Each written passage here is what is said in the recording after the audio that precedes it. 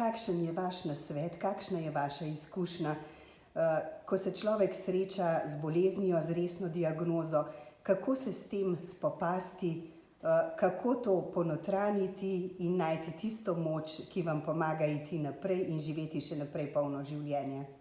Ja, ko izveš diagnozo raka trebušne slinavke, je prvo najprej šok, pa se ti solze ulijajo, ene 3 dni si še tak slaboten, malo se sam sebi smilaš, ampak pol se pa nakoliraš in se odločiš, da boš premagal to in da boš vso svojo energijo usmeril v to, nič drugega ti ne gre po glavi, samo kako boš ti to bolezen premagal, pa hkrati je mene tudi to držalo, da kaj bom lahko vse še pol spet počela, da bom lahko spet športala normalno, šla na koncerte, po svetu, mislim, ne da bom zdaj po svetu potovala, ampak da bom šla lahko spet kakšno novo deželo raziskati, take stvari. Je pa res, da je na začetku šok, pa tudi tako mi je bilo lažje, da sem o tem govorila, tako da sem tudi sama vsem svojim prijateljem osebno povedala, da imam raka, sploh glede na to, da prej nisem bila niti prehlajena skoraj, tako da nič bolana, tako da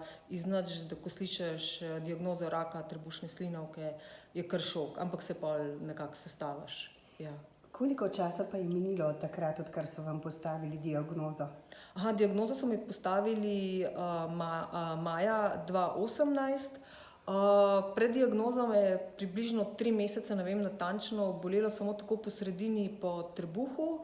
Tako to je trajalo ena bolečina, 10-14 dni, ampak jaz nisem temu nič dala kaj preveč na to, ne, sem mislila, da najbrž sem kakšno trebušno gripo prebolela, pa čez približno 3 mesece me je pa spet bolelo, pa temen urin je bil, blato je bilo svetlo oziroma že sivo in pa tudi rumena sem ratala, tako da sem šla pol na urgenco, iz urgence na IPP, tam so me poslali na gastro.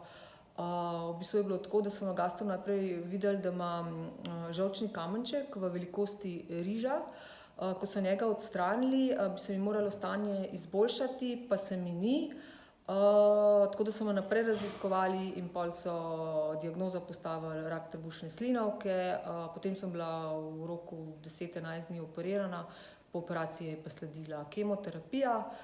Tako da sem lani za božička dobila zadnjo kemoterapijo, potem letos žal oktobra se je pa rak vrnil, tako da sem spet na kemoterapijah.